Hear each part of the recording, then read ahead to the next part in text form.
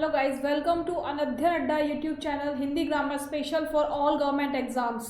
और आज हम लोग अपना अर्थालंकार स्टार्ट करेंगे। इससे पहले हम शब्दालंकार कर चुके हैं। अर्थालंकार काफ़ी बड़ा है, इसीलिए आज कुछ पॉइंट्स आज समझेंगे और कुछ पॉइंट्स हम नेक्स्ट वीडियो में समझेंगे। ठीक है, चलिए स्टार्ट करते हैं। सबसे पहले है अर्थालंकार की परिभाषा। तो क्या है अर्थालंकार की परिभाषा? काव्य में जहाँ अलंकार का सौंदर्य अर्थ में निहित हो, यानी जब हम किसी भी पंक्ति को लिखकर या किसी भी वाक्य को लिखकर जब उसका अर्थ निकालते हैं तब वहाँ पर उसका सौंदर्य निकल कर आता है। यानी वाक्य का जब मीनिंग निकल कर आता है तब उसका सौंदर्य निकल कर आता है, तब उसे हम कहते हैं अर्थालंकार। ठीक है, इन अलंकारों में काव्य में प्रस्तुत किसी शब्द के स्थान पर उसका पर्याय या समानार्थी शब्द रखने पर भी चमत्कार बना रहता है। यानी जब हम वाक्यों का अर्थ करते हैं, यानी किसी भी शब्द का जब हम अर्थ निकालते हैं और उसका पर्यायवाची भी हम अगर रख सकते हैं तो उसे रखने पर भी जो हमारा वाक्य है उसका सौंदर्य एज इट इज बना रहेगा, जैसा हमने बिना वाक्य में परिवर्तन किए किया था। ठीक है, अब अर्थालंकार के कितने भेद होते हैं? तो अर्थालंकार के ये सभी भेद हैं: उपमा अलंकार, रूपक अलंकार, उत्प्रेक्षा अलंकार, अतिशयोक्ति, अन्योक्ति, संदेह, भ्रांतिमान, विभावना, विरोधाभास, दृष्टांत आदि अर्थालंकार है। ये सब क्या है? ये अर्थालंकार के ही रूप है। अब एक एक करके हम सारे इन भेदों को पढ़ेंगे। तो सबसे पहले हम पढ़ते हैं उपमा अलंकार। क्या है उपमा अलंकार? उपमा अलंकार में दो वस्तुओं को एक दूसरे से कंपैरिजन किया जाता है, यानी एक वस्तु का कंपैरिजन दूसरे वस्तु से किया जाता है। ठीक है, तो जब किन्हीं दो वस्तुओं के गुण, आकृति, स्वभाव आदि में समानता दिखाई जाए या दो भिन्न वस्तुओं की तुलना की जाए, यानी दो अलग अलग वस्तुओं में जब तुलना की जाती है तब उन्हें हम क्या कहते हैं? तब उसमें हम उपमा अलंकार कहते हैं। ठीक, उपमा अलंकार में एक वस्तु या प्राणी की तुलना दूसरी प्रसिद्ध वस्तु के साथ की जाती है, यानी जिसके साथ तुलना की जा रही है वो वस्तु प्रसिद्ध होनी चाहिए, सबकी जानने वाली होनी चाहिए। ऐसा नहीं है कि हम किसी का भी किसी के साथ यहाँ पर वो उपमान और उपमेय करने लग जाएं या किसी का भी किसी के साथ हम तुलना करने लग जाएं। जो तुलना करने वाली वस्तु है वो कैसी होनी चाहिए? वो प्रसिद्ध होनी चाहिए। देखिए, अब हम एग्जाम्पल्स देखेंगे। एग्जाम्पल क्या है? जैसे हरिपद, कोमल, कमल। यहाँ पर जो हरि के पद हैं वो किससे कंपैरिजन किया गया है? हरि के पद को कमल से कंपैरिजन किया गया है। क्या बोला गया है? हरि के जो पद हैं वो कैसे हैं? वो कमल जैसे कोमल हैं, है ना? कमल नहीं है, कमल जैसे कोमल है। तो हरि के पद को किससे कंपेयर किया है? कमल से कंपेयर किया है। ठीक है, और कमल क्या है? कमल एक फूल होता है जो बहुत कोमल सा होता है। ठीक है, नेक्स्ट देखते हैं। अब आता है उपमा अलंकार के कितने भेद होते हैं। तो उपमा अलंकार के जो अंग हैं वो चार होते हैं। सबसे पहला होता है उपमेय, दूसरा होता है उपमान, तीसरा है साधारण धर्म और चौथा है वाचक शब्द। अब इन चारों अंगों को हम एक वाक्य के जरिए या एक उदाहरण के जरिए समझने की कोशिश करते हैं। तो हमारा जो वाक्य है वो क्या है? सागर सा गंभीर हृदय हो, गिरि सा ऊंचा हो जिसका मन। यानी हृदय कैसा है? कैसे गंभीर है? सागर जैसा गंभीर है। और मन कैसा है? गिरि जैसा ऊंचा है। ठीक है, अब हम इस वाक्य में ये चारों अंग ढूंढेंगे, किस किस को क्या क्या कहते हैं। चलिए, जो उपमेय है, यानी उपमेय किसको कहा जाता है? जिस वस्तु की तुलना की जाती है ना? जिस वस्तु की तुलना की जाती है उसको हम उपमेय कहते हैं। जैसे हमारे वाक्य में हम किसकी तुलना कर रहे हैं? हमारे वाक्य में हम हृदय और मन की तुलना कर रहे हैं। ठीक है, तो मन और हृदय क्या हो गए हमारे? मन और हृदय हो गए हमारे उपमेय। क्या हो गए? उपमेय। अब उपमान क्या होता है? जिससे तुलना की जाती है, यानी जिस प्रसिद्ध वस्तु से उसकी तुलना की जा रही है वो क्या होता है? वो हमारा उपमान होता है। तो हमारे इस वाक्य में उपमान क्या हो गया? उपमान हृदय के लिए हो गया सागर और मन के लिए क्या हो गया? गिरि। ठीक है, मन के लिए गिरि और हृदय के लिए सागर हमारा उपमान हो गया। अब साधारण धर्म। साधारण धर्म क्या होता है? साधारण धर्म उपमान और उपमेय में समानता का जो धर्म होता है ना, यानी जो समानता के लिए शब्द प्रयोग किया जा रहा है उसको हम क्या कहते हैं? उसको हम साधारण धर्म कहते हैं। अर्थात जो गुण उपमान और उपमेय दोनों में हो जिससे उन दोनों की तुलना की जा रही है, यानी वो गुण जिससे उन दोनों की तुलना की जा रही है उसको हम साधारण धर्म कहेंगे। तो पहले के लिए साधारण धर्म क्या होगा? गंभीर, यानी हृदय के लिए क्या होगा साधारण धर्म? गंभीर। और मन के लिए क्या होगा? ऊंचा। ठीक है, समझ में आया? साधारण धर्म क्या होता है? साधारण धर्म, साधारण धर्म वो धर्म होता है जिसमें हम उपमान और उपमेय की समानता के लिए जो वाक्य प्रयोग करते हैं उसको हम साधारण धर्म कहते हैं। ठीक है, अब आता है वाचक शब्द। क्या है वाचक शब्द?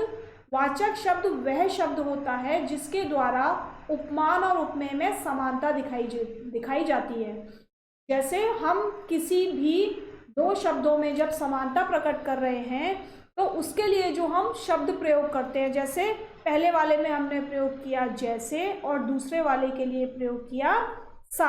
ठीक है, गंभीर और हृदय, ये क्या हुआ? उपमेय और उपमान।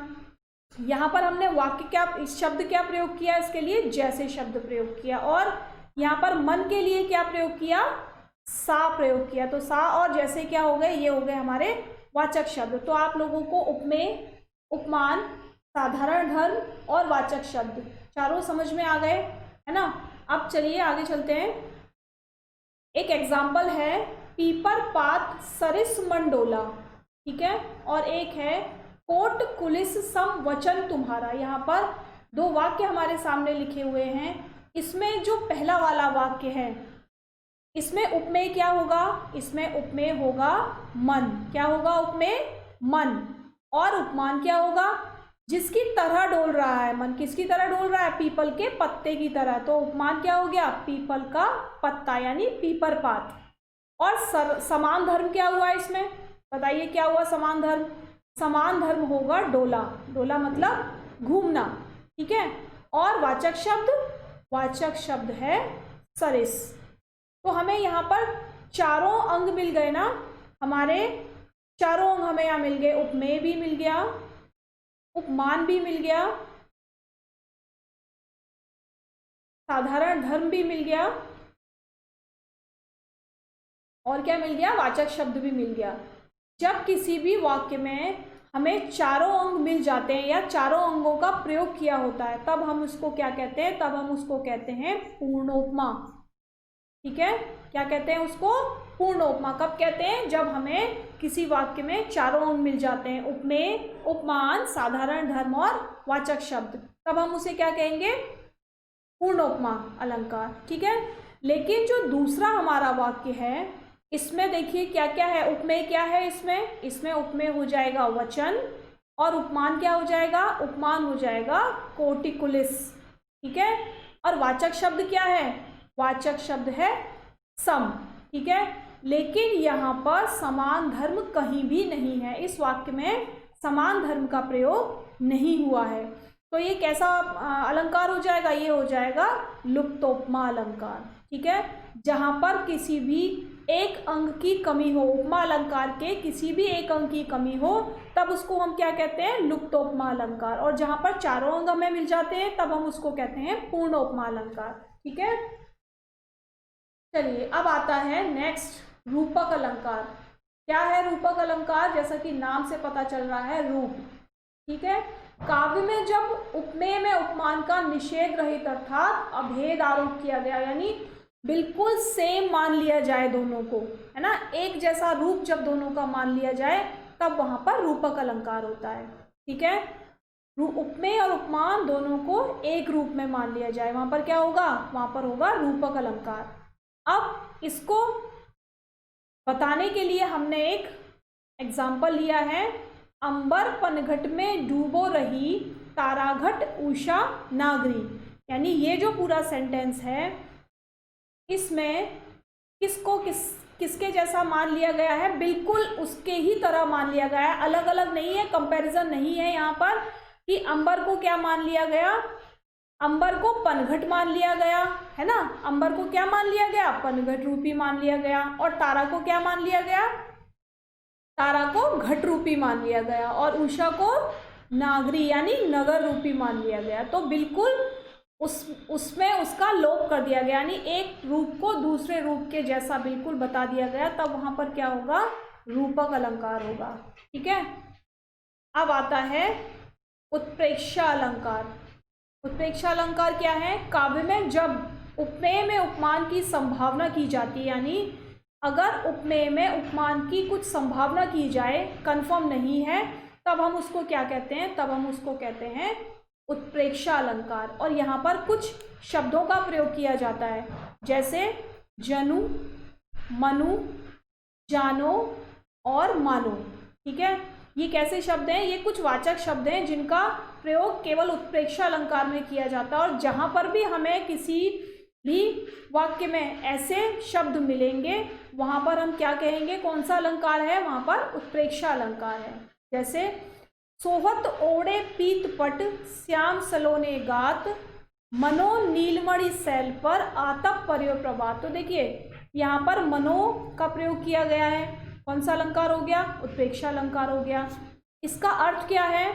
इसका मतलब है कि पीताम्बरधारी श्री कृष्ण हेतु कवि बिहारी संभावना व्यक्त करते हुए कह रहे हैं कि जैसे पीले रंग के कपड़े को कृष्ण ओढ़े हुए ऐसे प्रतीत हो रहे हैं कि मानो है ना, मानो प्रयोग हो गया, मानो नीलमणि पर्वत पर प्रातः काल का आतप यानी धूप निकल रही है, यानी सुबह सुबह की धूप कहाँ पर निकल रही है? नीलमणि पर्वत पर निकल रही है। ठीक है, तो क्या हो गया यहाँ पर? ये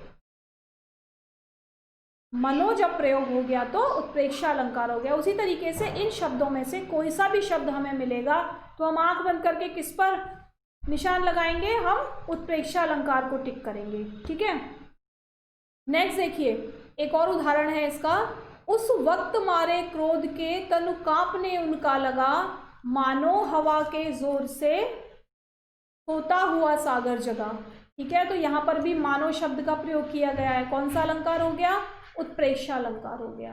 ठीक, अब इसका मतलब क्या है कि इस उदाहरण में क्या दिया गया हुआ? उदाहरण में ये बताया गया है कि अर्जुन के क्रोध से कांपते हुए शरीर की कल्पना किससे की गई है?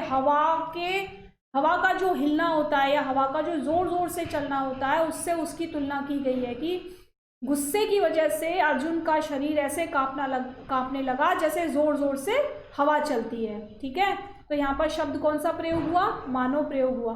तो क्या हो गया यहाँ पर? कौन सा अलंकार हो गया? यहाँ पर भी उत्प्रेक्षा अलंकार हो गया।